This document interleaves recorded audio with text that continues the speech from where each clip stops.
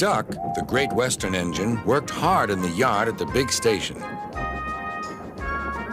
Sometimes he pulled coaches. Sometimes he pushed freight cars, but whatever the work, Duck got the job done without fuss. One day, Duck was resting in the shed when Sir Topham Hatt arrived. "Your work in the yard has been good. Would you like to have a branch line for your own?" "Yes, please, sir," replied Duck.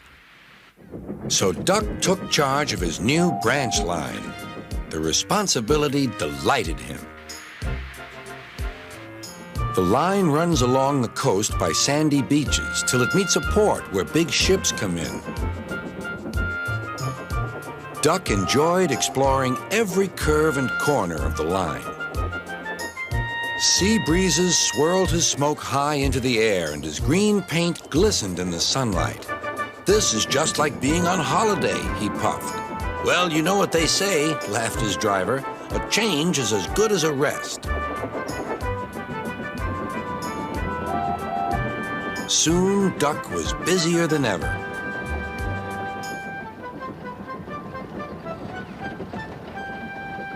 Sir Topham Hatt was building a new station at the port. Duck pulled the heavy freight cars wherever they were needed. Bertie looked after Duck's passengers, and the other engines helped too, but the work took a long time. Noise and dust filled the air. "Don't worry," whistled Toby. "The station's nearly finished."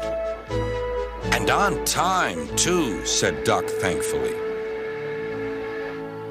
Duck felt his responsibility deeply and talked endlessly about it. "You don't understand, Donald, how much Sir Topham Hatt relies on me."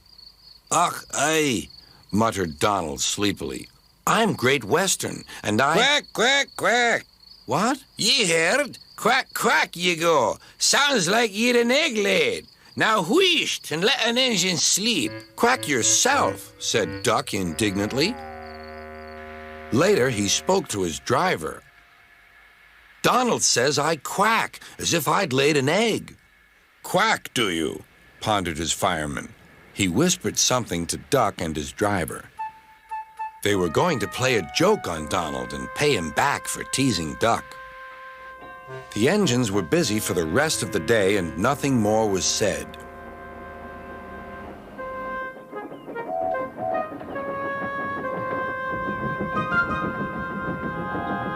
Not even a quack. But when at last Donald was asleep, Duck's driver and fireman popped something into his water tank. Next morning, when Donald stopped for water, he found that he had an unexpected passenger aboard. A small white duckling popped out of his water tank. "Now, who's behind this?" laughed Donald. The duckling was tame. She shared the fireman's sandwiches and rode in the tender. The other engines enjoyed teasing Donald about her. Presently, she grew tired of traveling and hopped off at a station, and there she stayed. That night, Donald's driver and fireman got busy, and in the morning, when Duck's crew arrived to look him over, they laughed and laughed. "Look, Duck, look what's under your bunker. It's a nest box with an egg in it." Donald opened a sleepy eye. "Well, well, well, ye must have laid it in the night, Duck, all unbeknownst." Then Duck laughed, too. "You win, Donald. It'd take a clever engine to get the better of you."